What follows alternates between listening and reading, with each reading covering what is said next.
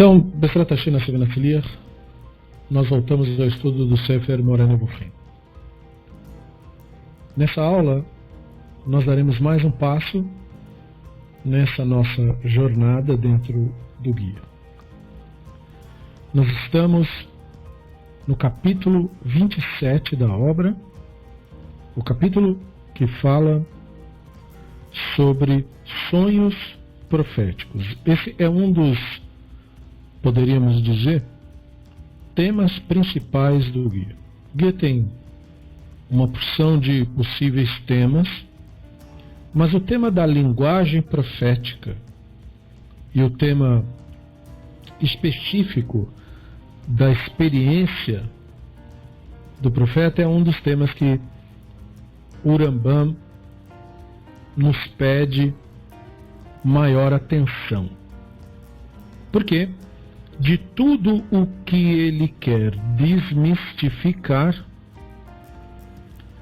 o que ele mais quer desmistificar é a experiência profética, que é o tema mais mistificado de todos os temas relacionados a, pode-se dizer, a quase que todas as religiões. Isto é, na hora de falar a respeito do divino e na hora de se apresentar a experiência do ser humano com o divino, aí entra a questão da mágica e do absurdo. É nesse preciso ponto que uma pessoa que outrora parecia uma pessoa inteligente, uma pessoa racional, ela começa a pender para a insanidade. Então, por isso que o Rambam devota tanto tempo, e devotará ainda mais, ao estudo da experiência profética, a experiência com o divino, procurando demonstrar que isso não é algo mágico, como dizem. É uma experiência sublime, é uma experiência importantíssima, mas não é uma experiência mágica. Então, fala-se de sonhos proféticos. Falamos no último capítulo, aonde nós mostramos que o Rambam não interpretava o ditado, a Torá fala na língua dos homens, do mesmo modo que o conceito aparece no Talmud. Segundo ele, o termo significa que a linguagem da Torá requer interpretação. Esse entendimento traz certos riscos.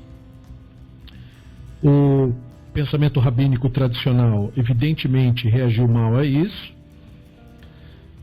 Antes de o Rambam ser capaz de defender a interpretação radical das palavras da Torá, ele teve que encontrar apoio tradicional. Daí, nesse capítulo, ele argumenta que o antecessor tradicional dele foi o Onkelos, tradutor aramaico da Bíblia hebraica, quando então ele explica que o Onkelos geralmente traduz antropomorfismo como manifestação da providência ou da Shekhinah, por ele já elucidado em outros textos, como justamente o manifesto do divino tal qual percebido no mundo natural ou na natureza. E o Rambam, portanto, explica que qualquer distanciamento do sentido literal da parte dele segue o procedimento demonstrado pelo Rabino Onkelos. Ele faz isso tanto nesse capítulo como ele fez mais adiante e, portanto, desse ponto de vista fará no capítulo 48. Nesse caso, a preocupação do Rambam é os termos que sugerem movimento do ponto de vista aristotélico. Isso nós havíamos já mencionado, é uma tecla que o Rambam sempre bate, porque essa tecla é uma tecla fundamental dentro do entendimento do pensamento aristotélico como um todo, na verdade. O conceito do movimento é o conceito de transformação de qualquer coisa em qualquer coisa. E no outro, que ele tratará no 48, são as traduções inconsistentes que são encontradas para termos que sugerem sensação. E a solução dele, a solução fascinante dele, é que o antropomorfismo, às vezes, pode ser justificado sobre o ponto de vista subjetivo do profeta. Outros profetas, além de Moshe, tiveram visões em sonhos. Do ponto de vista deles, o Malach, que falava em seus sonhos em nome da divindade, era a divindade, porque está falando do ponto de vista do profeta.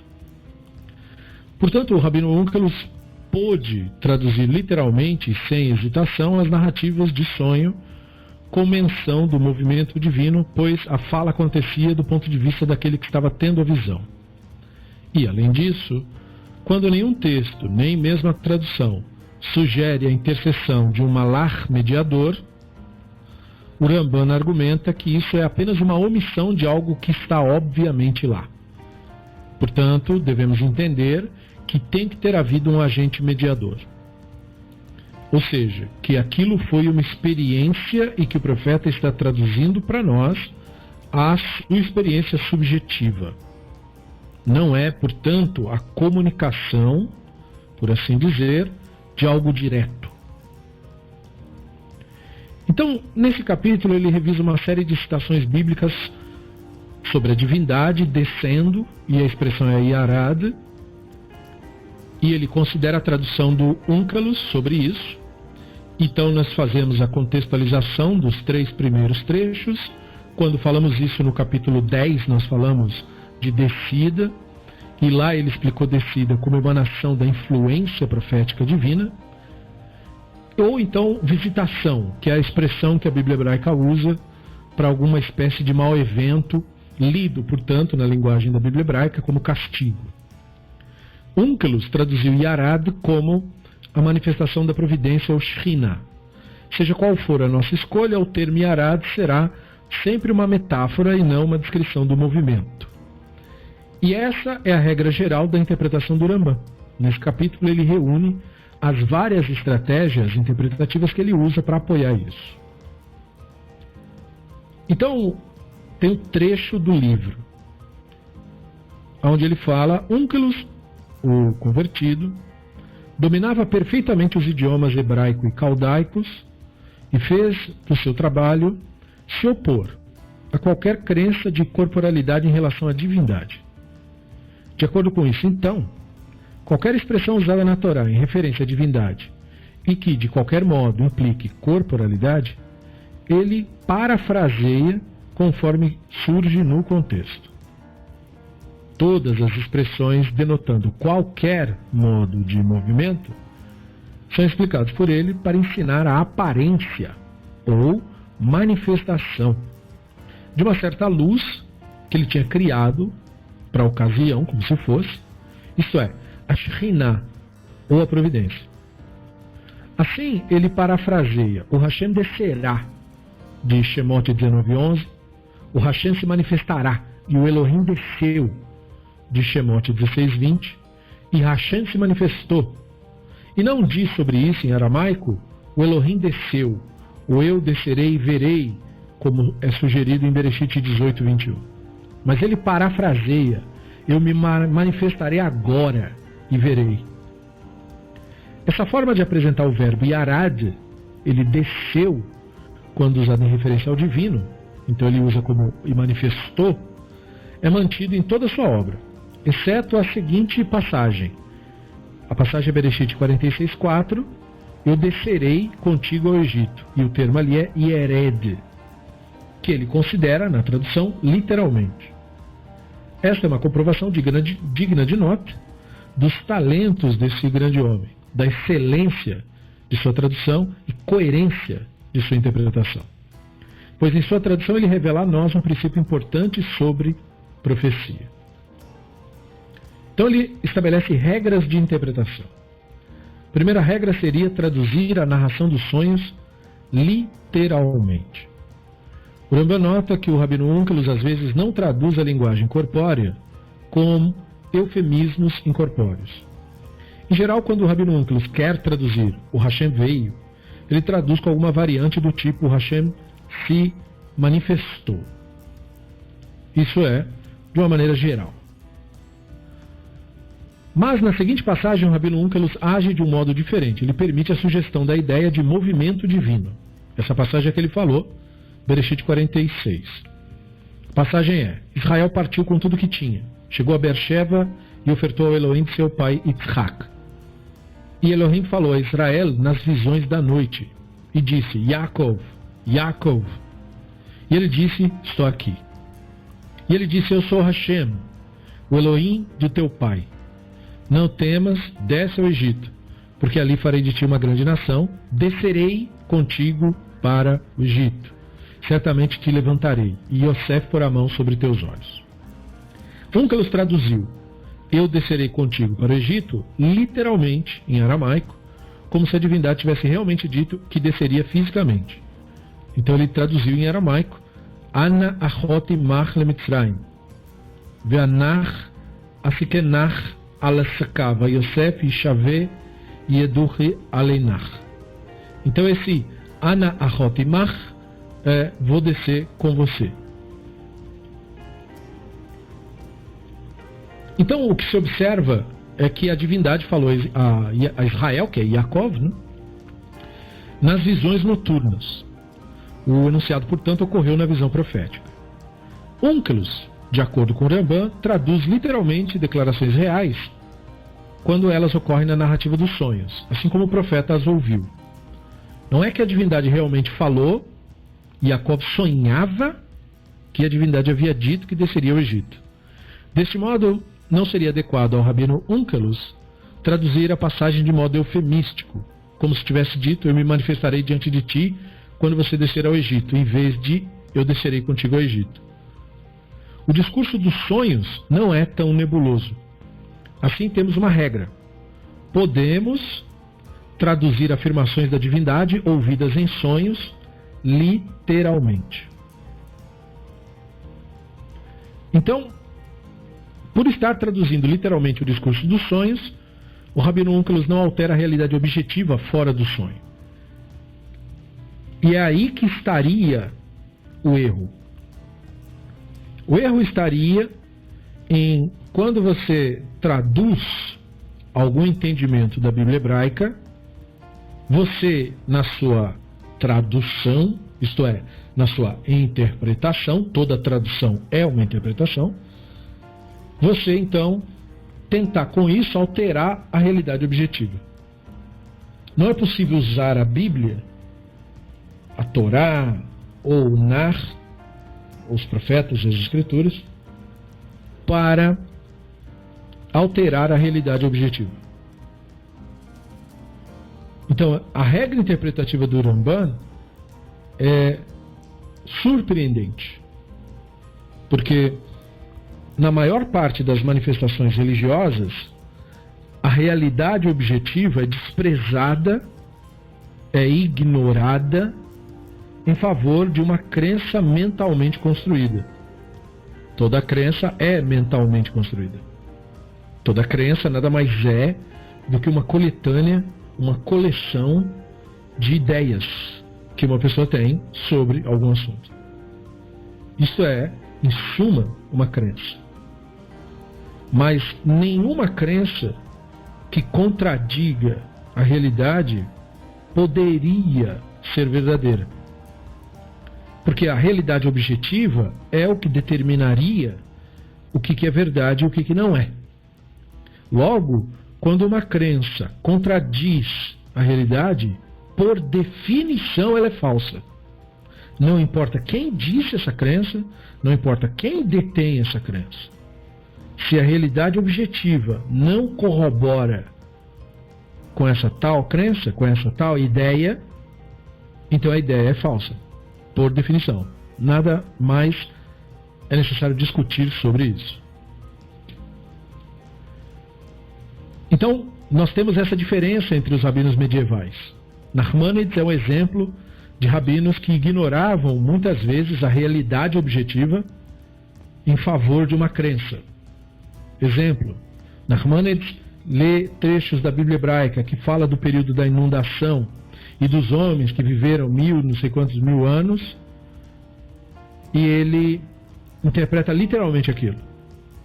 Ele conhece alguma pessoa que tenha vivido 200, 300 anos, 500 anos? Nunca, claro que não.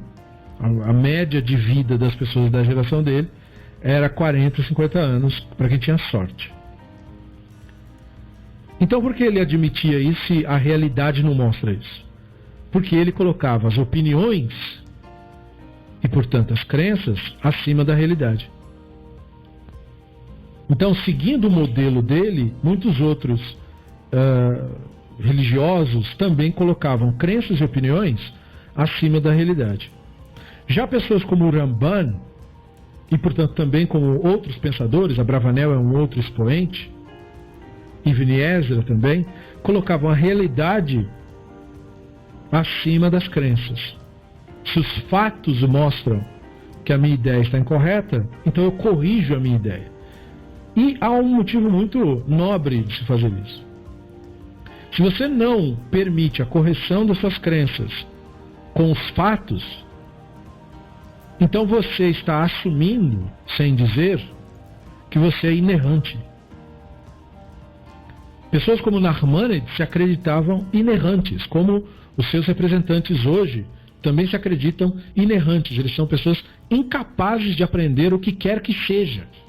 Porque se a sua crença nunca poderia estar errada, mesmo que a realidade mostre que está, ou se a sua crença é uma ideia na sua cabeça que não é corroborada pelo real, mas que você quer que seja admitido como fato, mesmo sem a corroboração do real, você está então presumindo que você não é, ou de quem você emprestou essa crença, porque a pessoa sempre atribui isso a uma figura mitológica.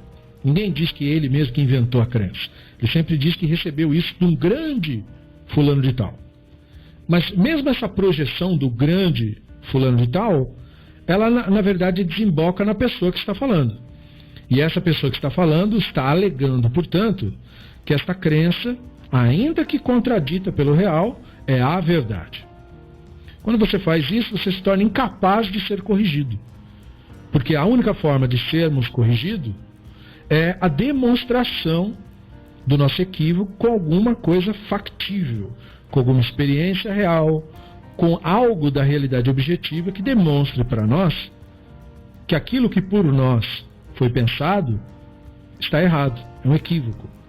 Quando a pessoa coloca a crença acima da realidade, essa correção não se torna possível, porque ela não admite os fatos, ela admite só as crenças inventadas. Para ela admitir, portanto, mudar a opinião dela, é preciso que ela se apaixone, por assim dizer, por uma outra crença. Ela troca crença por crença, delírio por delírio, mas ela nunca troca ou substitui seus delírios pela realidade. Então essa é a diferença crucial na visão interpretativa de pessoas como o Ramban e outros rabinos racionalistas e os mistificadores. Os mistificadores colocam crenças acima do real e racionalistas colocam o real acima das crenças. A segunda regra que o Ramban nos traz é a tradução do Elohim como Malach. O Ramban mostrou que, na opinião dele, o texto diz: o Elohim falou a Israel nas visões noturnas e disse, e etc. Elohim ali quer dizer Malach, não quer dizer o divino propriamente dito. É impossível deixar de considerar o impacto disso para quem escutou isso no mundo antigo. Por quê? Porque, novamente, as pessoas que leem a Bíblia hebraica colocando as crenças acima da realidade, estas serão as pessoas que lerão quase que tudo literalmente. Elas lerão o que elas conseguirem ler literalmente, porque como a crença dela é o que determina o que é verdade, então ela quer que a primeira impressão que ela tiver ao ter contato com o texto seja para ela a, aspas, revelação do que ela vai passar a considerar como verdade. Ela, portanto, comete aquele erro que o Ramban diz para não cometer, logo no começo do guia, que é acreditar na primeira ideia que lhe vem à cabeça. Então, esta interpretação de Elohim como Malá é possível porque Elohim não é um termo que em si mesmo signifique algo fixo. Ele é um dos termos ambíguos aludidos pelo Ramban. Elohim pode se referir ao divino, a um malar ou a um juiz. O termo em si quer dizer forças, poderes ou mesmo autoridades. O Rambam sustenta que o malar falou a passagem toda. E como sabemos disso?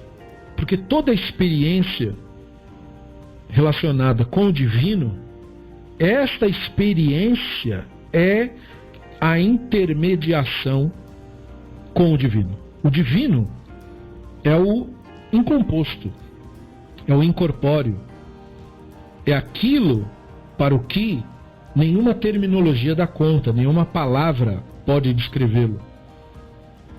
E há um ponto em nós que também nenhuma terminologia dá conta e nenhuma palavra pode descrever, que é a consciência, que é a Neshama. Então o contato entre a Neshama e o divino ocorre através de uma experiência dentro da mente. E essa experiência é encenada através de um cenário. O primeiro cenário alucinado da mente é, por exemplo, a maneira como a mente nos apresenta a realidade à nossa volta. Como ela nos mostra cores, sons, são alucinações do cérebro. E nós estamos acostumados com estas alucinações porque elas ocorrem constantemente no nosso estado de vigília, quando estamos acordados. Quando um profeta tem a sua experiência, ele tem uma outra versão deste mesmo fenômeno. Portanto, ele não está tendo uma experiência sobrenatural. Ele está tendo uma experiência natural extra. A experiência profética, portanto, não é uma experiência sobrenatural. Ele não está indo para mundo nenhum, nem foi retirado de lugar nenhum. Acontece que a própria observação da realidade é, ela mesma, uma alucinação. E, portanto, o que o profeta tem na experiência com o divino é uma experiência como esta, da vigília, só que extra, digamos, deslocada ou não condizente com o seu entorno naquele momento. Quando isso acontece, quando ele está dormindo, ele teve um sonho profético. Ou seja, é como se alguém viesse à noite no computador desligado e ligasse.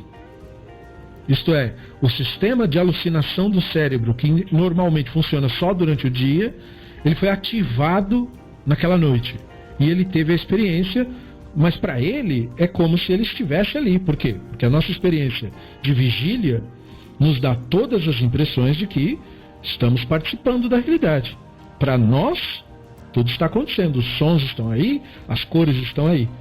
Embora nós não tenhamos consciência de que tudo isso é produto da nossa mente.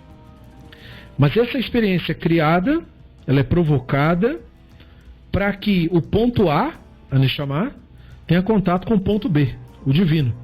Esses dois pontos são semelhantes entre si, incorpóreo, incomposto e indefiníveis. Mas, como a experiência ela faz a ligação entre uma coisa e outra, dentro da experiência há tudo que o cérebro produz. O cérebro produz diálogo, o cérebro produz personagens, o cérebro produz histórias.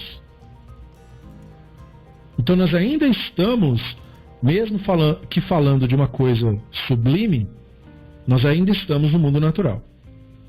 Então é por isso que Elohim, nas passagens de que o Elohim fala, o Elohim diz, aquilo é para ser entendido como um malar, ou seja, o intermediário, o intermédio. E portanto o malar, que literalmente quer dizer mensageiro, deve então ser entendido aqui como a experiência. A experiência é o intermediário, é o ponto de conexão entre o ser humano e isto para o que a Neshama aponta. Então é por isso que o Rambam sustenta que foi o malar que foi o protagonista de toda a experiência. Malar se relaciona com Yaakov no seu sonho profético, uma promessa que a divindade planejou para Yaakov. Além disso, apenas o malar desce com Yaakov ao Egito. Ou seja, a experiência tida com ele permaneceu com ele. Por isso o malar foi com ele. Esse é o sentido do malar, ir com alguém em algum lugar. É quando você tem esse momento de lucidez, essa experiência, e ela permanece com você mesmo depois daquele momento ter passado. Não permanece na sua memória, permanece em você, como algo que te alterou. A profecia nessa visão não vem aos profetas não mosaicos diretamente da divindade, mas de uma intermediação da divindade, que é tratada como inspiração profética. O Ramban tem uma prova convincente para esse ponto de vista. Ele cita um texto também sobre Yaakov, com paralelo linguístico. E aconteceu que, na época em que o gado concebeu, levantei meus olhos e vi em sonho. E eis que os carneiros que saltaram sobre o gado eram riscados, salpicados e cinzelados. E o malach de Elohim falou comigo no sonho. E o termo para sonho ali é halom, dizendo: Yaakov, e eu disse, estou aqui. Ele disse, levanta agora os teus olhos e vê todos os carneiros que saltam sobre o gado listrado, salpicado e malhado. Porque eu vi tudo o que Lavan faz a ti. Eu sou El de Beit El, onde ungiste a coluna e onde me fizeste voto. Agora levanta-te, tira-te daqui, dessa terra, e volte para a terra de seus parentes. Então, nos dois casos, Yaakov sonha que seu nome é chamado. Ele responde, estou aqui. No caso anterior, ele foi chamado por Elohim, que falou com ele em visões noturnas, e no segundo caso, ele é chamado pelo Malach Elohim. Este é o Malach de Elohim, que fala com ele também em sonho. Mas nesse segundo caso, o Malach de Elohim diz, eu sou o Elohim, eu sou o Hashem, a quem Yaakov fez um voto. Então, claramente, o Malach não é a divindade, não importa o que ele diga. E por que sabemos disso? Porque Malach é um conceito da Escritura. Malach não é algo, não é uma coisa, não é uma pessoa, não é um ser, como o misticismo criou, não é? Tentando imitar a gnose e outras religiões, tentou criar dentro do judaísmo um panteão, não é? Popular os céus com pessoas. Então Deus é uma pessoa, aí tem o Metatron, outra pessoa, tem o Gabriel, outra pessoa, vai enchendo de pessoas, né? Infelizmente, nessa imitação de fazer um panteão, de povoar os céus, os místicos só colocaram homens. É impressionante. No panteão católico, pelo menos, tem homens e mulheres também, né? Eles são mais abertos aí, uma coisa mais coerente. Mas no céu dos judeus só tem homem. Não tem mulher nenhuma lá, né? Impressionante. E é claro que você vê o primitivismo desse tipo de ideia, porque ela é falsa. Então é claro que ela também não teria que ser sofisticada, porque ela não representa nada real, né? Malach não é pessoa, ser, nada disso. Não temos nenhuma razão para achar que seja assim, né? Assim como você não tem nenhuma razão de achar que agora na tua garagem tem um dragão lá dormindo. Você não tem nenhum motivo de achar que isso é verdade, mesmo que venha uma pessoa e jure de pé junto para você que tem um dragão dormindo na sua garagem. Você não precisa dar nenhum crédito a essa pessoa, porque para você cogitar sequer essa ideia, você precisa ter uma motivação, você precisa ter um motivo, ou em outras palavras, alguma evidência disso. Da mesma forma, em relação ao Malach, você não precisa cogitar sequer a possibilidade de que seria um ser. Você não tem nenhum motivo para fazer isso, porque nem você, nem ninguém antes de você, desde a origem da humanidade, jamais viu nenhum Malach. Então, isso simplesmente não acontece. As únicas experiências tidas com o Malachim foram em sonhos proféticos, né? E, portanto, eles fazem parte da mente das pessoas. E, portanto, ele é uma ideia, um conceito utilizado. Ele é uma entidade, portanto, linguística, se você preferir. A única forma do Malach ser uma entidade é se você disser que ele é uma entidade linguística. Ele é um recurso linguístico do livro para ilustrar uma determinada experiência. Ou então, se você entender o termo como ele é entendido literalmente. A palavra malach quer dizer mensageiro, e, portanto, um mensageiro é uma pessoa que leva uma mensagem. Aí, nesse sentido, também seria. Em qualquer desses sentidos, tudo bem. O que não dá é inventar o que não existe. Então, malach não é o divino, e porque ele não se refere ao ponto de origem, mas à experiência da mensagem. O Rambam traz este último caso para provar que, às vezes, dentro da narrativa, os malachim são descritos falando com profetas nos sonhos como se eles fossem a divindade na primeira pessoa. Esta é a segunda regra de interpretação. Sempre que possível, devemos tentar identificar o orador celestial como um agente ou malach falando pela divindade, citando o divino, mas não como a própria divindade. E isso é muito comum na Escritura e tem valor didático. Quando o Yaakov tem a experiência, sua resposta à experiência tem enorme valor didático. Toda vez que ele age à experiência tida, ele responde: estou aqui. Ine. Estou aqui. Inene. Essa resposta é o ponto mais alto da experiência dele, expressa por ele. Pois essa experiência profética é tida no momento presente, quando a pessoa, a Neshama, está 100% focada no momento presente.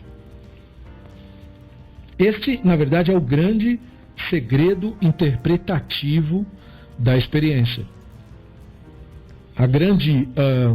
O grande ponto de equívoco se dá na projeção do divino para um futuro ou na imaginação do divino num passado glorioso, como geralmente é feito por religiões. Religiões criam seus sistemas de crença, tentando trazer de volta um passado imaginado, ou religiões projetam as pessoas para o futuro, para quando elas forem para o céu, ou para o mundo vindouro, ou para a era do Messias, ou para não sei do que. E a experiência que é ilustrada na Bíblia hebraica e ensinada pelo Rambam é uma experiência do momento presente. O profeta responde: estou aqui. Porque é só aqui e agora que é possível ter uma experiência com o divino. Amanhã não é possível porque amanhã não existe. E ontem não é possível porque ontem é uma coisa na minha cabeça e, portanto, não existe. Não é? Então, a única realidade é a realidade do momento presente. Portanto, a divindade só se manifesta na realidade. Isso quer dizer, portanto, só no momento presente. Então, nunca haverá uma manifestação do divino. Nem nunca houve uma manifestação do divino. Apenas há uma manifestação do divino. E isso ou é constatado ou não é. Nunca será constatado no futuro, nunca será, porque não existe, e também nunca foi constatado no passado, porque isso simplesmente nunca aconteceu. A única coisa que acontece é na realidade. É a realidade do momento presente que constantemente se transforma. E aquilo que nós lembramos é que nós damos apelido de passado. Mas você não pode lembrar a não ser agora. Portanto, a realidade do passado, na verdade, é emprestada do momento presente. Porque você não pode lembrar de nada a não ser agora. Você não tem como lembrar nada amanhã e nem lembrar nada ontem. Você só pode lembrar agora. Então, esta realidade mental é apenas uma ficção emprestada do que é realmente verdade, que é o real, é o momento presente. E futuro nem precisa falar. Qualquer cogitação de ideia não ocorrida é falsa. Né? Não importa a questão da suposta crença de que algo venha a ocorrer. Muitas pessoas cometem o equívoco de fazer planos achando que tem controle sobre o real e tem, não raro, seus planos frustrados porque não consideram que o momento presente é a única realidade que você possui. Então, por isso que nós temos que identificar o orador da Bíblia hebraica, isto é, aquilo ou o que a Bíblia hebraica atribuir ao divino, nós temos que identificar sempre como um malach, isto é, como uma experiência tida.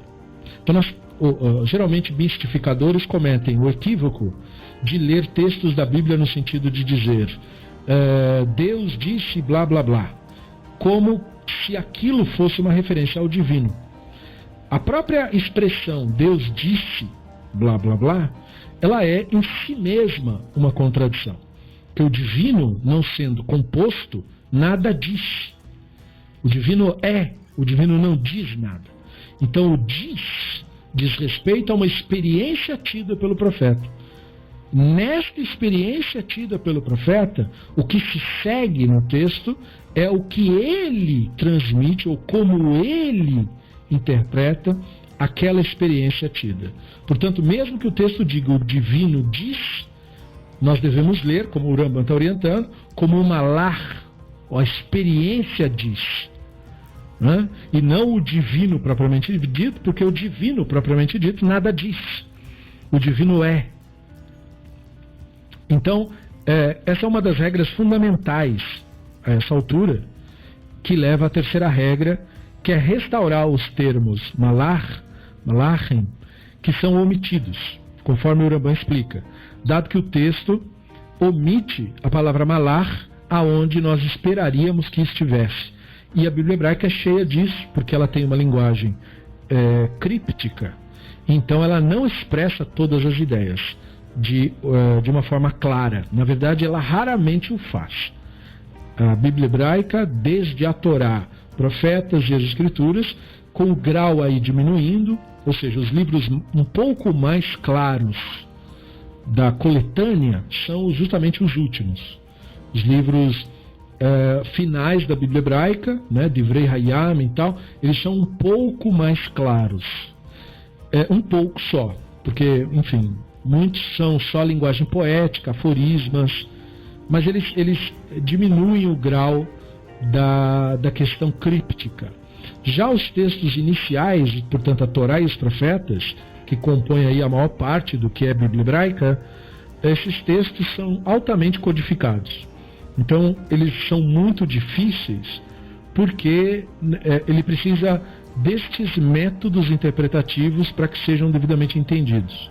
Além da questão linguística, além da questão de entender a cultura de onde eles vieram e que estão refletindo. Além disso, eles têm ainda a dificuldade extra de você fazer um estudo específico da linguagem profética de cada livro para que você possa entender o que está sendo dito. E esses conceitos que são, para o Rambam, conceitos fundamentais. Então, nós temos que restaurar os termos malach, aonde não está dizendo claramente que é, porque é, mesmo assim. Então, tradutores denominam esse caso como omissão do nomen regens, que do latim é o termo que governa uma determinada frase. O que eles querem dizer com isso é que a Bíblia hebraica regularmente omite malach da divindade, ou mensageiro divino, onde devia ser óbvio que é evidente que é através de um mensageiro, ou de um malach, que a cena está ocorrendo. E o texto bíblico faz isso evidentemente de propósito, para justamente diluir a menção do divino. Porque nós temos, principalmente por herança idólatra, a tendência de enrijecer a ideia do divino. Isto é, conforme pensamos sobre o divino, nós temos a tendência de enrijecer ou materializar na nossa imaginação, é claro, o divino. Quando nós materializamos o divino, é que nós caímos em problemas interpretativos diversos, não é? Porque a Escritura colocará o divino e associará ao divino verbos, adjetivos que são impossíveis de ser associado ao divino. Então, exatamente, estávamos falando de um, né? A Escritura associa ao divino o verbo descer, mas isto é impossível ao divino, porque o divino não é composto e não ocupa lugar no espaço, portanto não sobe e nem desce de lugar nenhum, porque não ocupa a dimensão 3D, não está nem acima nem abaixo, nem à direita nem à esquerda. Mas da mesma forma, então, o divino também não fala. E da mesma forma, então, o divino não se aproxima e não se afasta, e assim por diante. Então, todos esses termos se referem à experiência tida. Portanto, ao malar. Se o termo não está claramente dito desse modo, é o que o Rambam chama de malar omitido, ou omissão do nomen regens. Está ali, é dali, mas não foi mencionado. Para nós que estamos aprendendo a interpretar de acordo com a regra maimonidiana, não faz diferença. Sempre será um manifesto da experiência do profeta. Nunca é uma descrição literal do divino, porque descrição literal do divino não é possível. O divino não é descritível. Logo, não há a menor possibilidade de ninguém jamais dizer algo literal sobre o divino.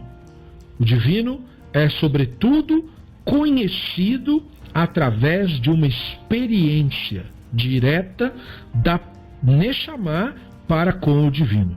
Não é algo, e portanto o texto só dá conta de apontar para uma experiência tal tida por alguém. É o máximo que o texto consegue entregar. Não tem como fazer melhor que isso em texto. A única possibilidade de ultrapassar, de ir além do que o texto está dizendo, é a pessoa mesma ter a experiência. Não tem outro jeito. Então, é preciso saber também a limitação de comunicar uma ideia via texto. E esta é a limitação. Por isso a necessidade de analisar cuidadosamente as terminologias. Em hebraico, quando duas palavras se juntam em um composto, elas estão em construto, estado de construção ou smihut.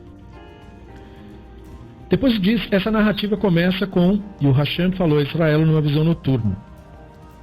E disse, Yaakov, vendo que a tonalidade da narrativa ocorre após sua introdução com uma visão noturna, Onkelos não hesitou em traduzir literalmente as palavras dirigidas a Yaakov naquela visão noturna. E assim, proporcionou um relato literal do evento, pois a passagem em questão contém uma declaração do que Yaakov ouviu, não do que ocorreu de fato, como no caso das palavras, e o Hashem desceu sobre o monte Sinai. Aqui, temos uma narrativa do que ocorreu no mundo físico. O verbo yarad é, portanto, parafraseado, ele se manifestou, e é, então, dissociado da ideia de movimento. A narrativa do que ocorreu na imaginação do homem, quero dizer, o que lhe foi comunicado, não é alterada, uma distinção absolutamente pertinente.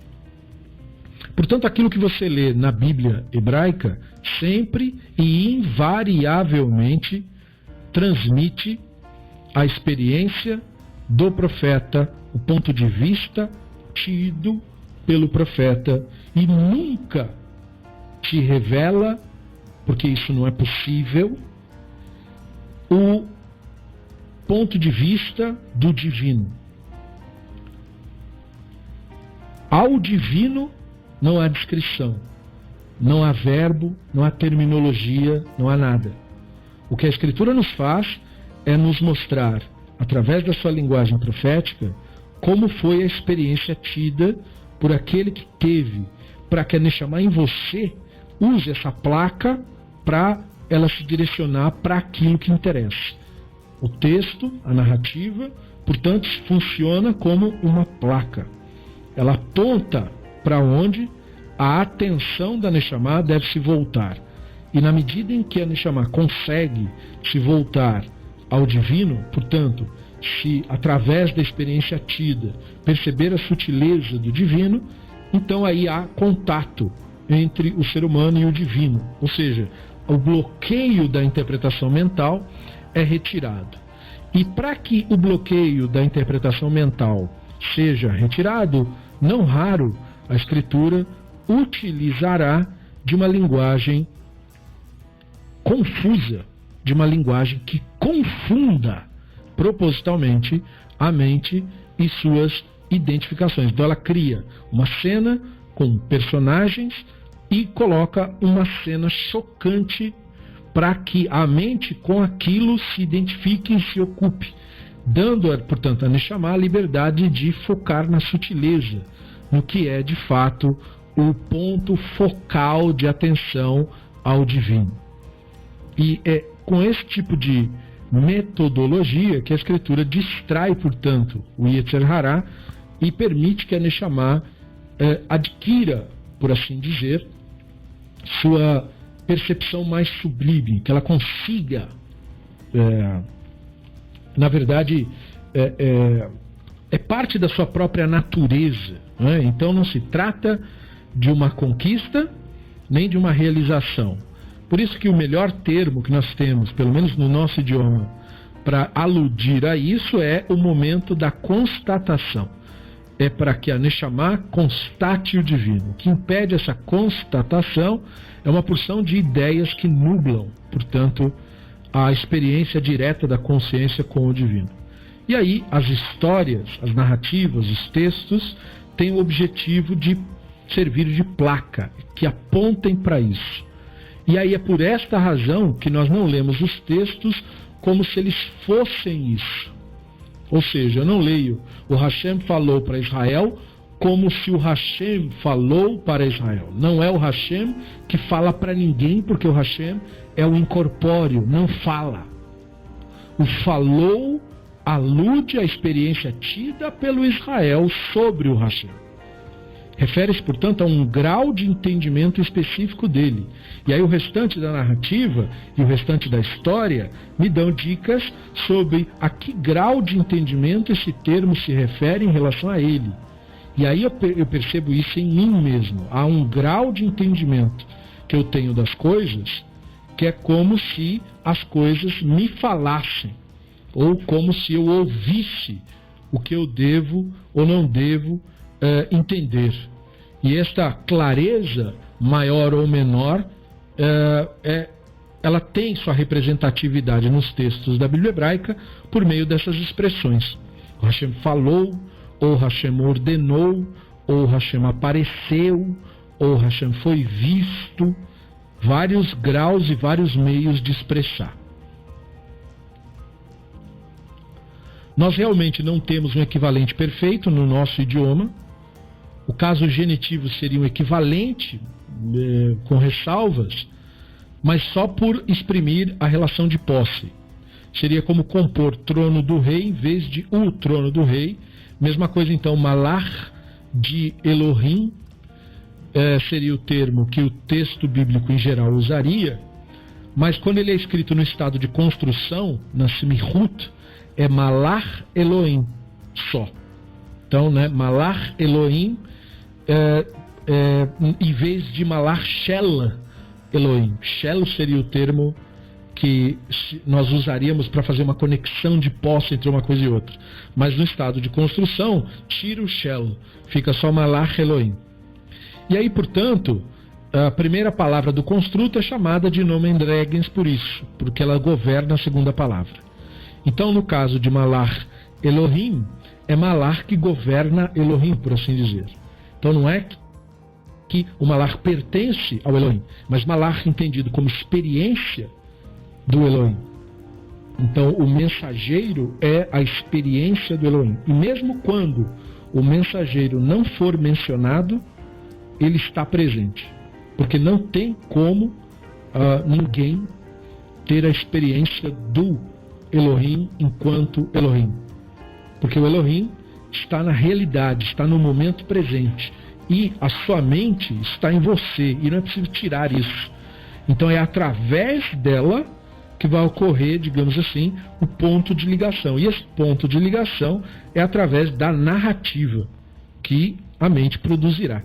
Então, o que se deve fazer, portanto, é direcionar, né, ou silenciar, ocupar a mente para que ela não atrapalhe a conexão da Neshama com a realidade.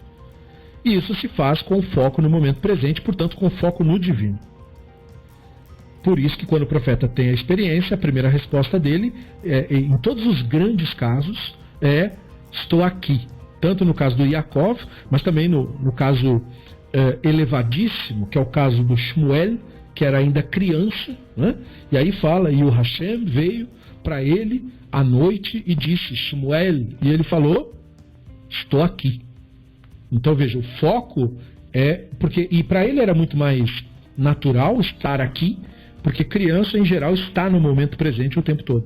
Então, estou aqui na verdade um recurso didático para nós que lemos o texto, para que saibamos que quer Yaakov, quer a criança Shmuel, o segredo é estar aqui. Este é o segredo do contato com o divino.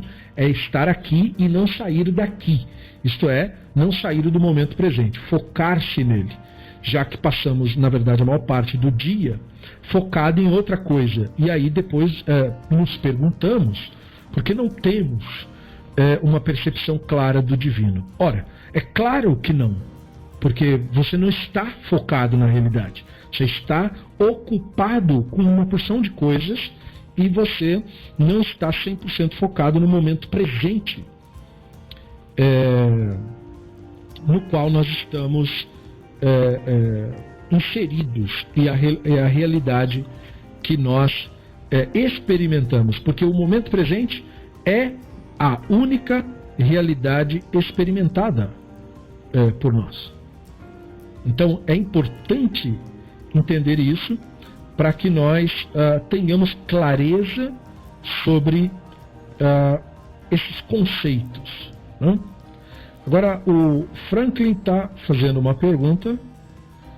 O Nomen Regens, que foi mencionado ali como a representação da Semichut, ele seria o mesmo que regência nominal?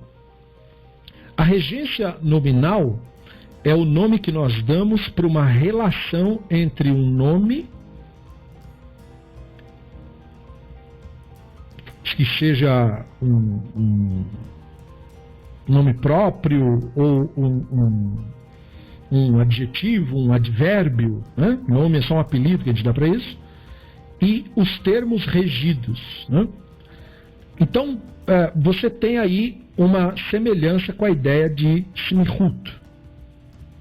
Mas quando você escreve uma regência no nosso idioma, por exemplo, obedecer a alguém, o a é que faz a conexão, né?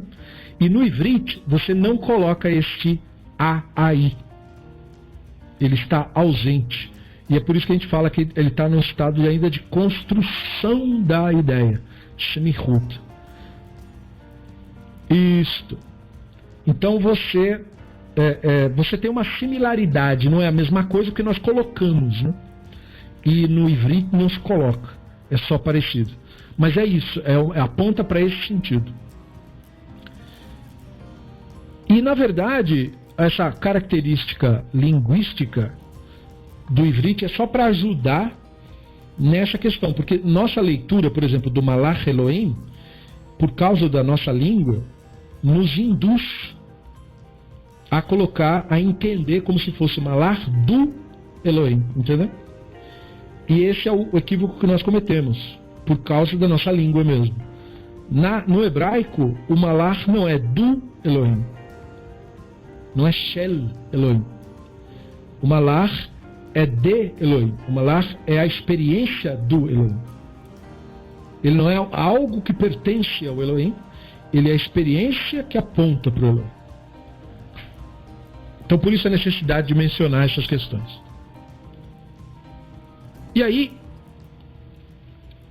o conceito de que um Malach de Elohim e não o Elohim desceu ao Egito se torna óbvio quando nós entendemos isso. Que o Elohim, portanto, digamos assim, o conceito, o eufemismo que nós usamos para o divino, é um eufemismo nele mesmo já diluído, ou seja, o Elohim não é nome próprio, né? O divino não tem nome próprio, nem mesmo o tetagrama é nome próprio, certo? O tetagrama é simplesmente um conceito, digamos assim, o mais elevado conceito que se refere à divindade, e o motivo de o tetagrama ser este conceito tão elevado é justamente a questão da impessoalidade a ele associada, que é ainda mais evidente que no termo Elohim, já que o termo Elohim é, na verdade, um termo emprestado das populações, de todos os povos do mundo antigo, que se referiam às ideias de divino e deuses com a expressão El, né? E é por essa razão que você tem a variação árabe para isso de Al, né? E é por isso que os árabes chamam o Deus de Allah, porque Allah Al vem do aramaico e, portanto, faz parte da mesma raiz de construção de Ali, El e Il também. No acádio já seria Il. Esses termos todos são termos que eram utilizados popularmente para se falar de forças da natureza, de diversas forças da natureza, né? E eles denominavam qual força que era, que cada força fazia. E, no caso, houve, portanto, uma corruptela do conceito, porque Elohim, portanto, se refere a todas as forças. E ele, portanto, dilui, retira a pessoalidade de cada uma das forças para fazer, digamos assim, uma mistura com todas elas. Então é um termo que não aponta para uma pessoa, né? Aponta, na verdade, para um evento, que no caso seria tudo que está acontecendo, toda a realidade está acontecendo, esses eventos simultâneos. E como a natureza é simultânea, ela não é localizada, né? A realidade não é só aqui, ela é no universo todo ao mesmo tempo. Então, portanto, é um termo adequado. Mas o tetagrama, ele é ainda mais elevado do que esse, porque o tetagrama aponta para o momento presente. Por isso que quando Moshe perguntou o nome, e no momento em que o tetagrama, portanto, é retratado, por assim dizer, como que revelado para o Moshe, o nome que é associado para o entendimento do tetagrama é Irie, sou, né? Então, por quê? Porque só é possível ser agora. Então ele aponta para o momento presente. Por isso que ele é um nome mais elevado, digamos assim, no seu apontamento do que o próprio Elohim. Porque o Elohim não necessariamente aponta para o momento presente. Ele apenas dilui a questão da pessoalidade do divino. Ele é um passo importante, portanto, na evolução do entendimento do divino. O primeiro passo que a pessoa teria que dar para evoluir o seu pensamento do divino é a compreensão de que o divino não é uma pessoa, não é uma pessoa humana, um ser humano mágico que mora em lugar nenhum. Então o Elohim presta este serviço, tira da ideia do divino a pessoalidade. O próximo passo é entender que, não sendo uma pessoa, o único ponto foco, o único ponto focal da minha atenção ao divino, da minha conexão ao divino, é, portanto, o momento presente, é o agora, que é onde o divino se manifesta. É o único lugar onde é possível ter uma experiência com o divino. Então, por isso o tetagrama aponta para o momento presente. E aí sim, é nele que a experiência acontece, de fato, como todos os casos proféticos demonstram isso, né? O profeta está aqui. E aí, quando você foca a sua atenção aqui, é que aquilo é possível. E não sendo assim, não é possível, né? Então, o Ramban remove deste modo a atribuição divina, grosseiramente corpórea da divindade, demonstrando várias estratégias de fazer o mesmo ao lidar com tais atribuições corporais. Ele mostra que o Rabino Onkelos sempre perseguiu esse mesmo objetivo e que ele é o herdeiro tradicional da digna obra de Onkelos. Ele sente deste modo que a tradição rabínica do qual somos herdeiros apoia a sua reinterpretação radical do texto bíblico. Dado que você pode concluir que há grande diferença entre uma comunicação designada como tendo ocorrido num sonho ou numa visão noturna e uma visão ou manifestação que tenha sido simplesmente mencionada por meio de frases como: e a palavra do Hashem veio a mim dizendo, e o Hashem falou a mim dizendo.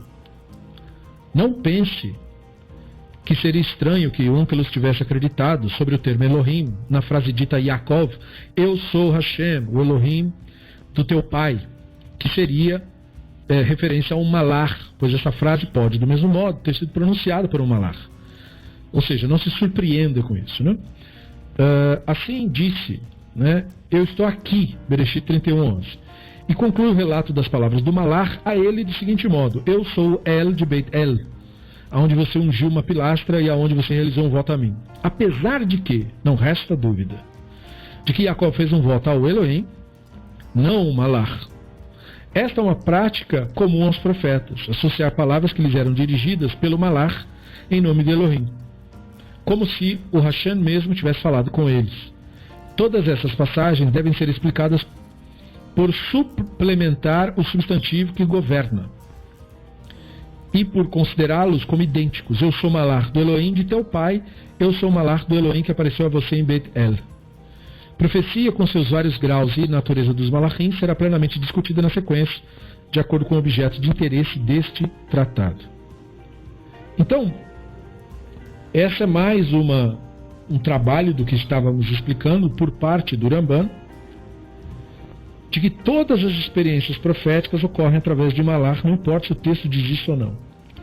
E que quando o texto diz que o Malach falou, eu sou o Hashem, o que é óbvio para o leitor, que foi óbvio para o Yaakov, que foi óbvio também para o Ramban, é que, portanto, o Malach não é uma pessoa.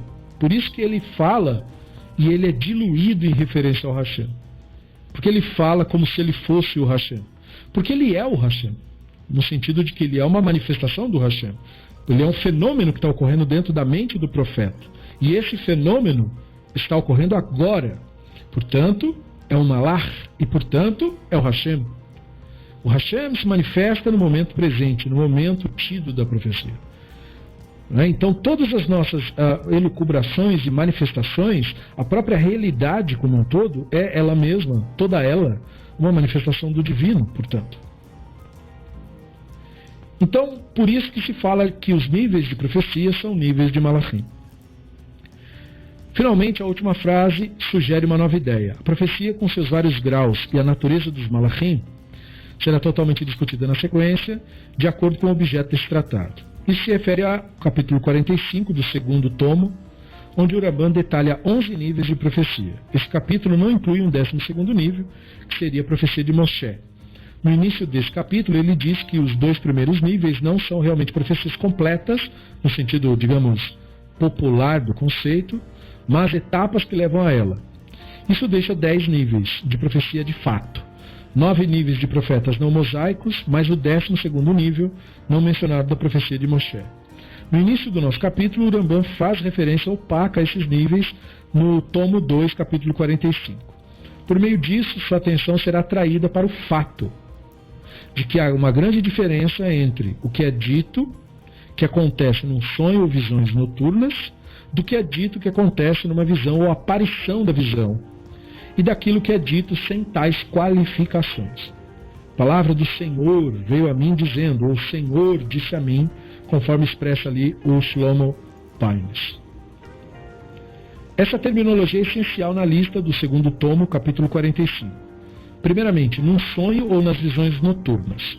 Tal expressão refere-se aos níveis 4 a 7 dos níveis de profecia, nos quais o profeta ouve, fala ou recebe comunicação por esses meios, numa visão tida em sonho, respectivamente.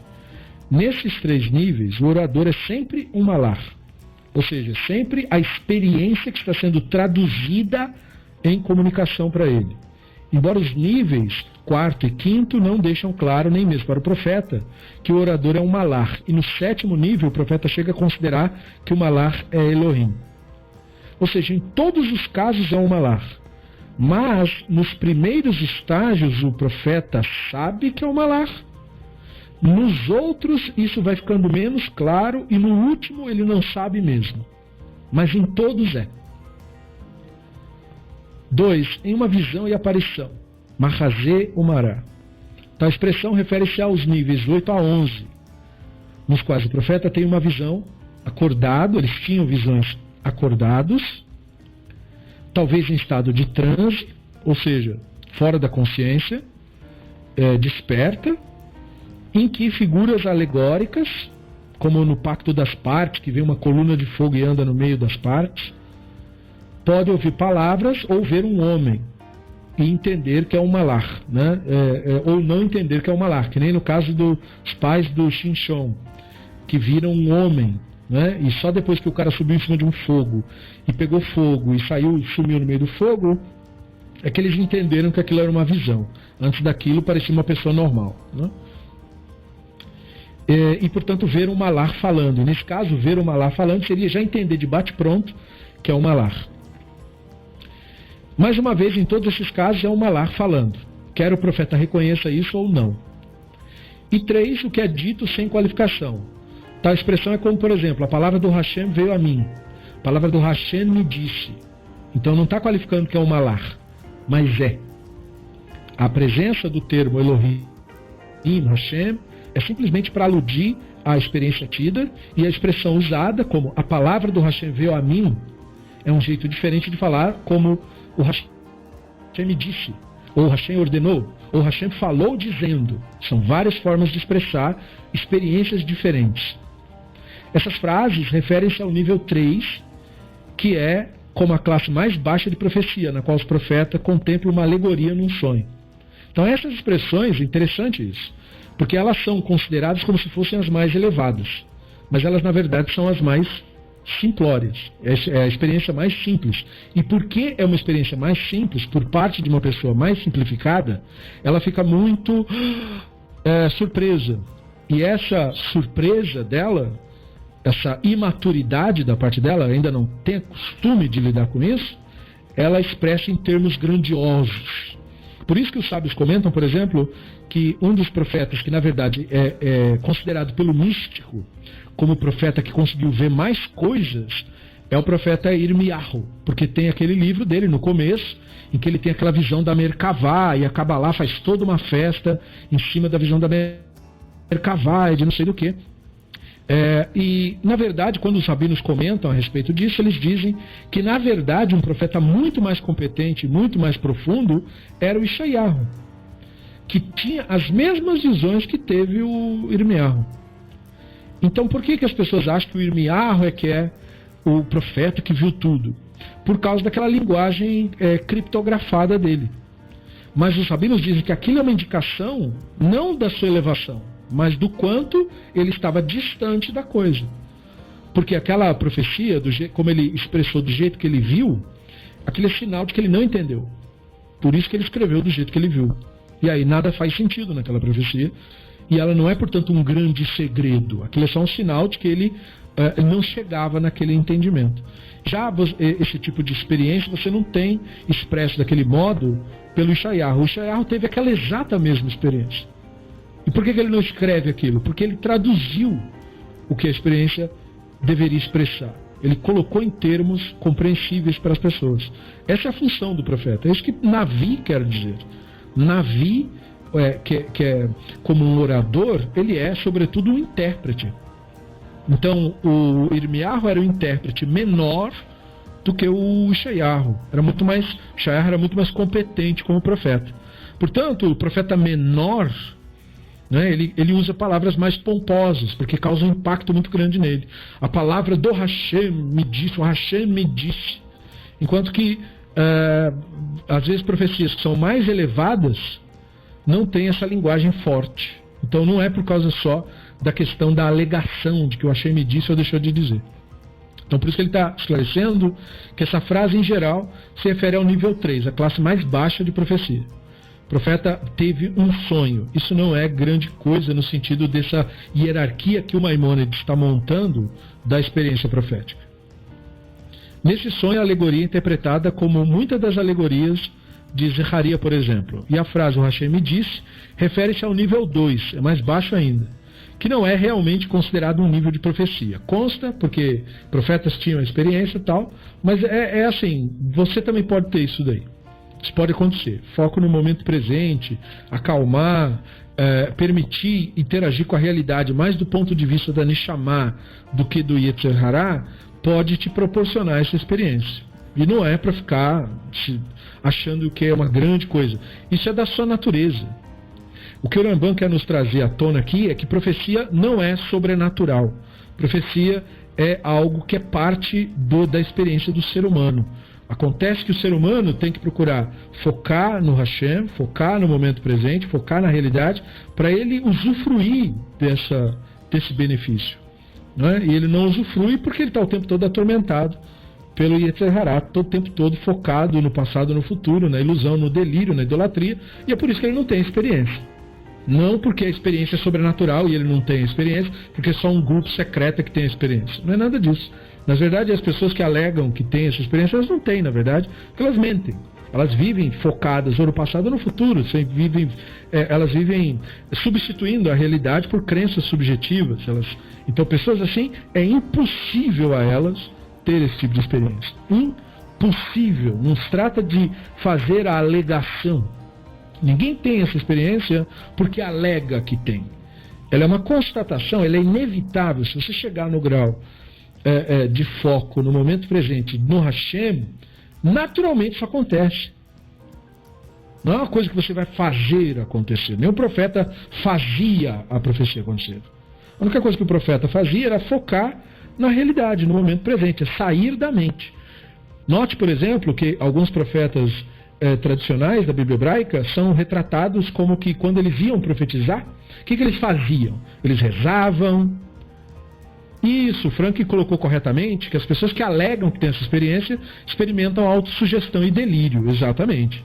Como que então o profeta verdadeiro, né, conforme a nossa tradição trouxe a informação, fazia o fenômeno acontecer de fato, né, que é natural esse fenômeno. Veja, o texto da Escritura vai dizer que os profetas se reuniam e iam cantar. Veja só, eles não iam rezar. Eles não iam fazer um ritual, uma macumba judaica, como é feito hoje em dia, escondido em alguns lugares por aí. Eles não iam evocar nomes divinos. Eles não iam escrever nomes divinos. Nada disso. Eles não iam colocar perindacalhos. Nada disso daí. Eles faziam uma fogueira, todo mundo sentava em volta e traz um instrumento aí, vamos cantar umas músicas aí, vamos nos alegrar. No momento que você está cantando sua música e está se alegrando, você sai da mente. Você está se alegrando naquele momento, você está se divertindo um pouco.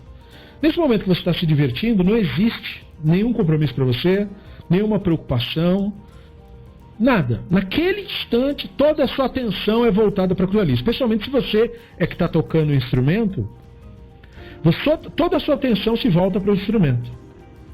Então, o instrumento é a sua porta de entrada para o momento presente. No momento em que você usa essa porta de entrada para o momento presente, você pode usar qualquer porta de entrada que você queira. O instrumento é só um exemplo. Então aí você está focado no Hashem. Porque o Hashem só pode ser experimentado no momento presente. Na medida em que a pessoa foca totalmente no momento presente, aí então a experiência ocorre naturalmente. Note, por exemplo, quando a experiência parou de acontecer com Shaul. O que o texto da Escritura diz que ocorreu quando o Ruach do Hashem abandonou Shaul, quando ele parou de ter a experiência? Ele começou a ficar ressentido e obcecado com coisas que haviam feito para ele. Então ele perseguiu Davi, queria matar o Davi, porque aí o Davi tinha me feito aquilo, porque ele tinha me feito aquilo, porque ele vai querer me tomar o trono, porque ele me fez e porque ele me fará. Então ele saiu do momento presente. Ele saiu, portanto, da presença do Hashem. Então é por isso que ele estava, não, porque ele me fez, ou eu tenho que, ele me fará alguma coisa. Ele saiu da realidade. Ele passou, portanto, a viver de autossugestão e de delírio. Então a diferença é muito clara entre essas duas condições. Não é preciso fazer confusão sobre isso. E, portanto, não é preciso afirmar isso. Isso não é uma experiência que, para quem tem, importará dizer ao outro, olha, acredita em mim. Não, é irrelevante isso. Quando você tem uma experiência com o momento presente, com Hashem, é irrelevante. Qualquer coisa é irrelevante. É possível você nem querer falar sobre isso. Por isso que os sábios dizem que o número de profetas que nós temos na Bíblia hebraica, registrados, é ínfimo, perto do que houve de fato.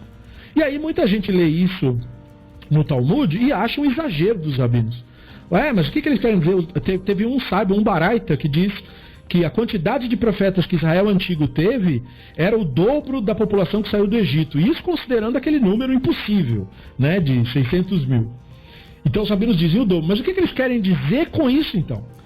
Eles estão atestando para esta visão tradicional de que, primeiro, profecia não é um fenômeno sobrenatural, é corriqueiro, qualquer pessoa pode ter acesso a isso. E segundo, que muitas pessoas conseguiram isso. Porque no mundo antigo, diferente da vida moderna, cheia de distrações, e manipulação da crença, da mente e tal, as pessoas do mundo antigo tinham vidas muito mais focadas, as chances de viver focado no momento presente era muito maior do que a nossa. Pelo fato de que a pessoa acordava de manhã, ia para o campo para cuidar da sua lavoura ou para cuidar dos seus animais, e ela, em geral, ela não tinha nem ninguém para conversar.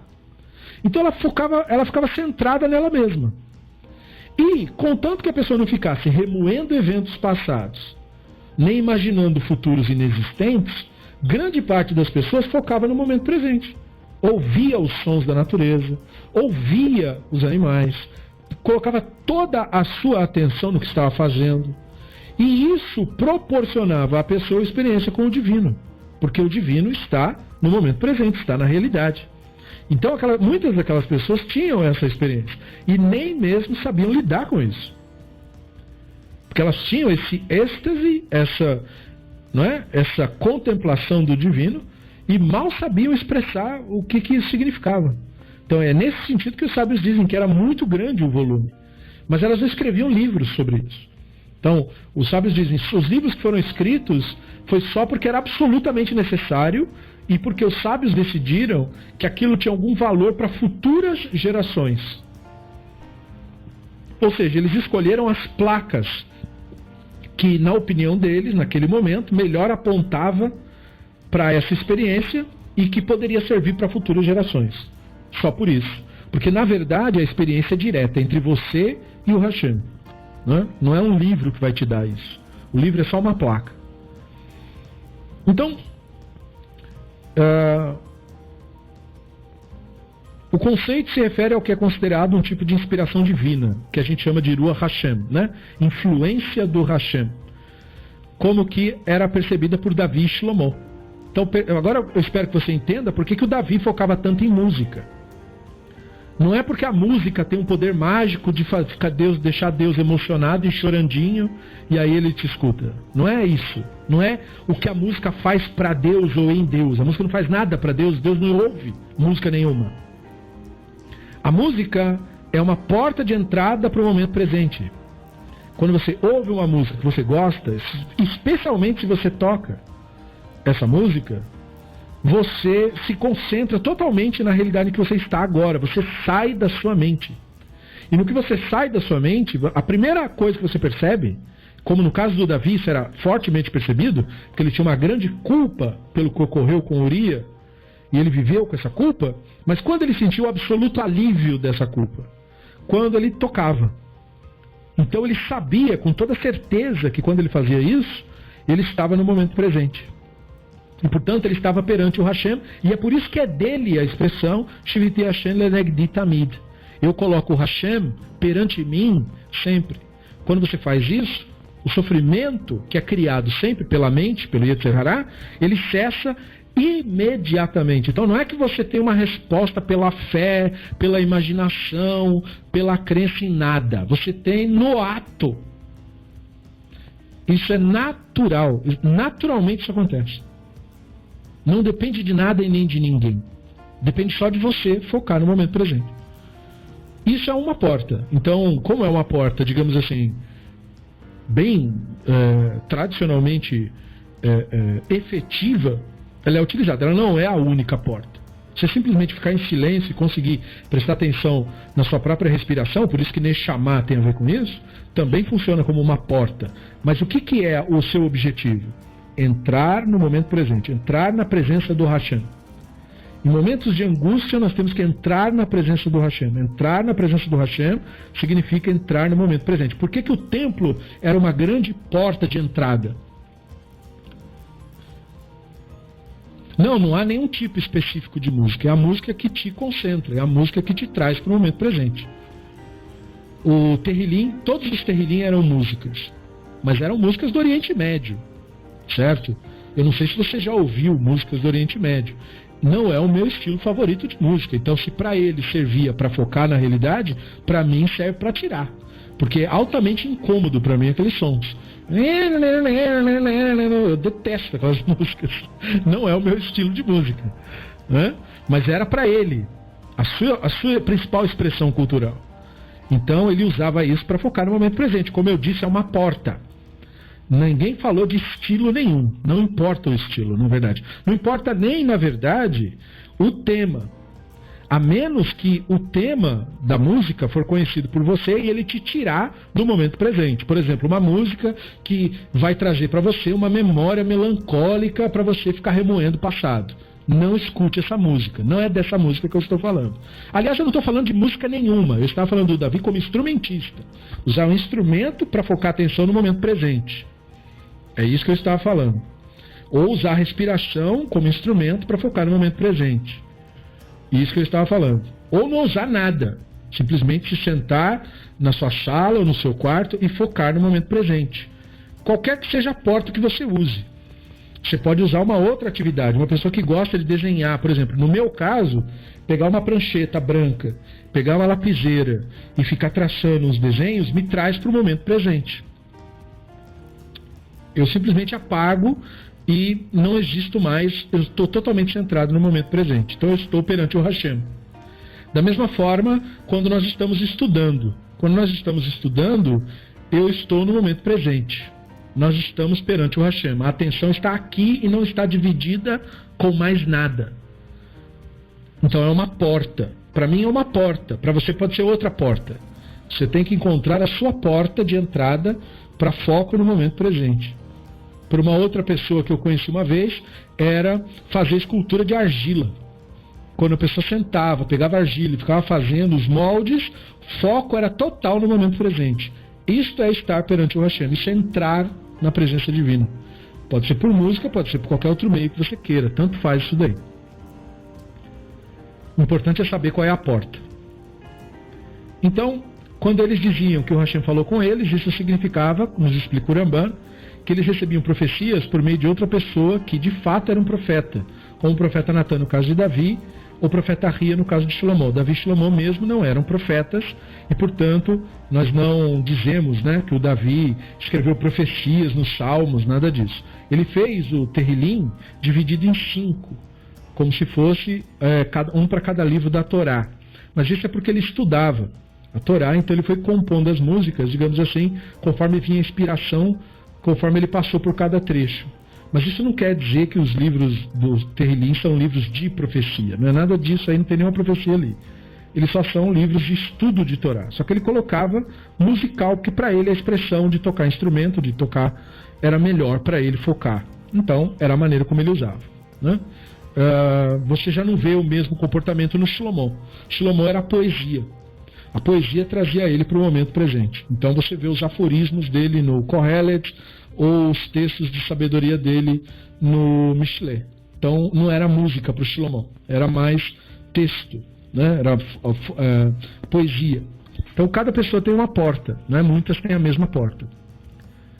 Quando consideramos frases do tipo Elohim falou a Israel em visões noturnas e disse Yaakov, Yaakov, ele respondeu, estou aqui, foco no momento presente, ele disse, eu sou o Hashem, o Elohim do teu pai, eu descerei contigo para o Egito. O que temos é que Yaakov sonhou que Elohim falou com ele, não que Elohim falou nada com ele ou com quem quer que tenha sido, porque isso não é possível. Isso só pode ocorrer no nível 7 de profecia que está sendo elucidado. Então esse é um nível maior. Um sonho profético parece ao profeta como se o Hashem falasse com ele.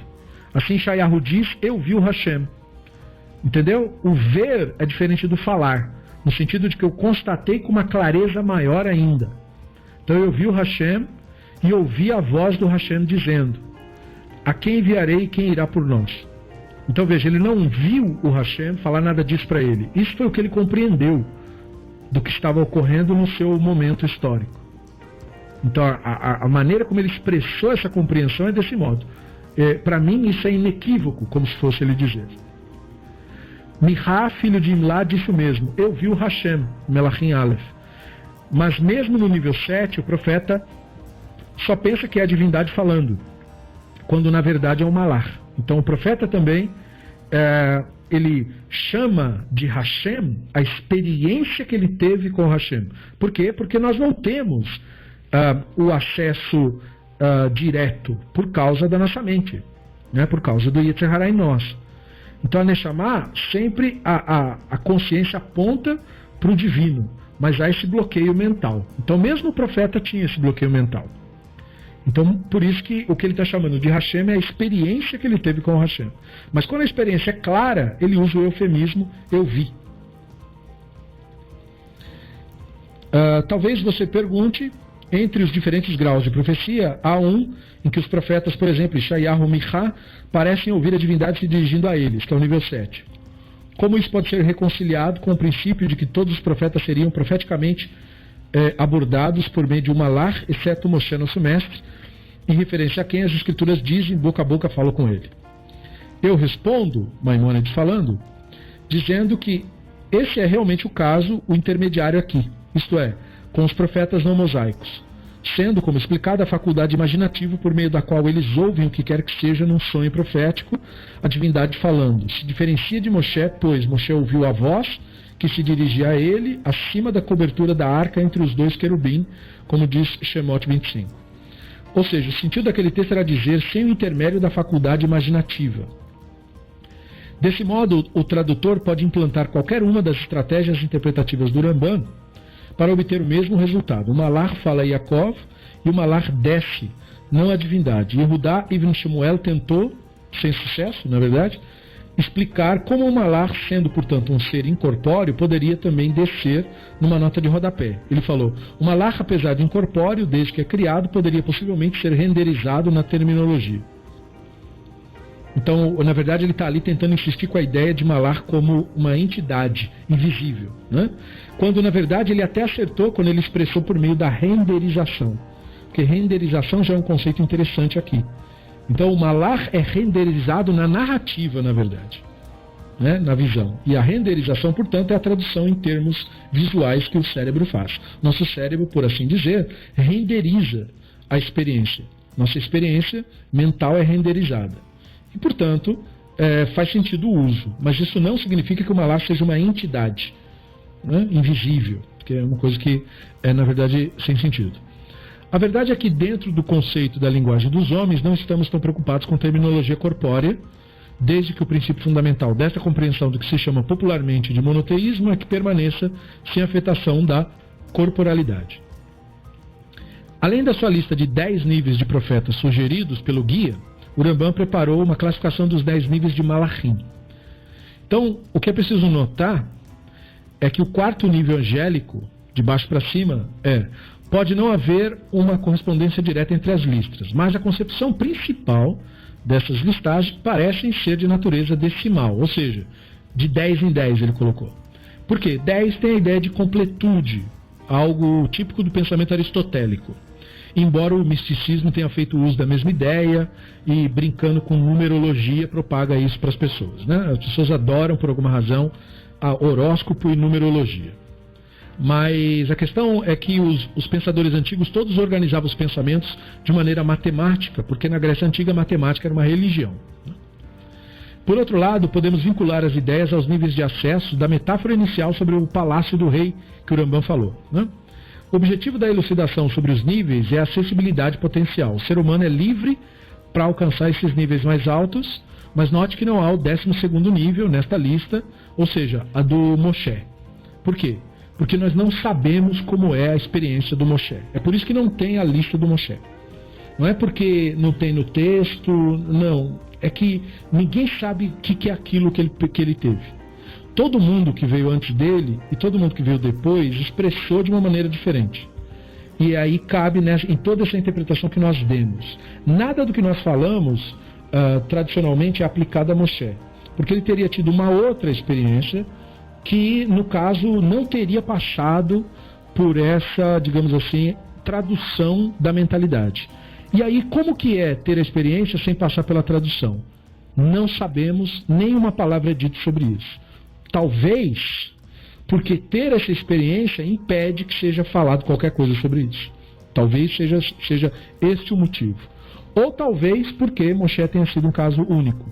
Mas há de se questionar também essa questão de que é impossível, né, ter a experiência do Moshe. Nada que ocorreu é impossível. Se Moshe teve, então é possível. Agora, deve ser algo tão raro, né, você ter a experiência sem a intermediação da mentalidade, que como não dá para falar sobre isso, Então a gente também não tem como elaborar em cima, portanto, usando o método da tradição. Talvez se uma pessoa galgar os outros níveis, né, aprender a focar no momento presente, aprender a se aprofundar na presença do divino, crescer em experiências com isso, talvez ela possa chegar lá. Mas o que aconteceria se a pessoa chegasse? Ela não ia poder falar sobre isso também, porque ela não ia ter nada para falar. Então a gente ia acabar ficando na mesma, né? Então nós não temos nada para falar sobre a experiência do Moshe, porque é uma experiência que não dá para compartilhar. Ele não conseguiu compartilhar com ninguém e nem ninguém conseguiu entender a experiência dele, só dos demais abaixo dele. Certo? Bom, e isso exaure o tema da questão da profecia para nos preparar para os próximos trabalhos que o Rambam falará sobre a linguagem profética e a experiência profética. O que deve ter ficado claro aqui é a naturalidade da experiência, a acessibilidade dessa experiência e a não sobrenaturalidade dela. O fato de que ela é parte da nossa realidade, do nosso ser, a Neshama que tem contato com o divino. E a porta de entrada que os rituais apontam, ou o que eles servem de ferramenta, é para você focar no momento presente e permanecer nisso, e aprofundar-se nisso, e diminuir, portanto, com o passar do tempo, com treino, com prática, a influência do Yetzer Hará, né, da mente identificada com memórias e projeções e preocupações e tal. Sair disso, através do treino, e focar no momento presente. Isso que o filho do Ramban vai chamar de Itpodedut, né, daquele isolamento, que o templo era um local de isolamento, né, as pessoas não podiam entrar, o Kohen tinha que ficar isolado, mesmo o sumo sacerdote ia lá para o Kodesh HaKodashim, ele ficava isolado lá dentro, porque a questão do isolamento, do silêncio externo, ele aponta, novamente, ele não é a coisa, não é que ter silêncio externo é que é o importante. O silêncio externo aponta para o verdadeiro silêncio importante, que é o interno, que é, portanto, silenciar o Yetzer Hará na nossa cabeça, né? E silenciar a nossa identificação. E para isso precisa passar por todo o processo de se desidentificar com a mente, com as suas ideias. Esses são os primeiros passos, né? Na medida que você vai galgando sucesso nisso, sua mente vai ficando mais silenciosa naturalmente, e aí naturalmente o momento presente se torna mais acessível a você, daí naturalmente o seu dia, seu trabalho, suas atividades se tornam mais internamente silenciosas, porque você começa a fazer tudo com maior atenção do que outrora. Você não está numa coisa com a mente dividida em N coisas, você está focado 100% no que você está fazendo, portanto você está presente, e é estando presente, ficando bom em estar presente, é que você vai fazendo o que o Davi recomendou, Shiviki Hashem Lenegdi Tamid. Coloca o Hashem perante mim sempre. E aí quando você realmente conseguir colocar o Hashem perante si sempre, é que você vai começar a ter as experiências com o próprio Hashem, porque só é possível ter essas experiências no momento presente. Né? Não há nenhum tipo de mandinga, nenhum tipo de loucura, e na verdade o objetivo de todos os rituais é apontar para isso. Eles são mecanismos para trazer de volta. Né? Brachot serve para isso, reza serve para isso, todos os rituais servem para isso, para trazer a pessoa para o momento presente, que é isso que importa, porque é no momento presente que o Irie está. Muito bem, então nós ficamos por aqui. Eu agradeço aos que compareceram, aos que perguntaram, aos que participaram, e no mais nós ficamos nesse ponto. Avançaremos na nossa próxima aula, Bezrat Hashem Yitbarach. Muito grato a todos os participantes e até a próxima, Bezrat Hashem.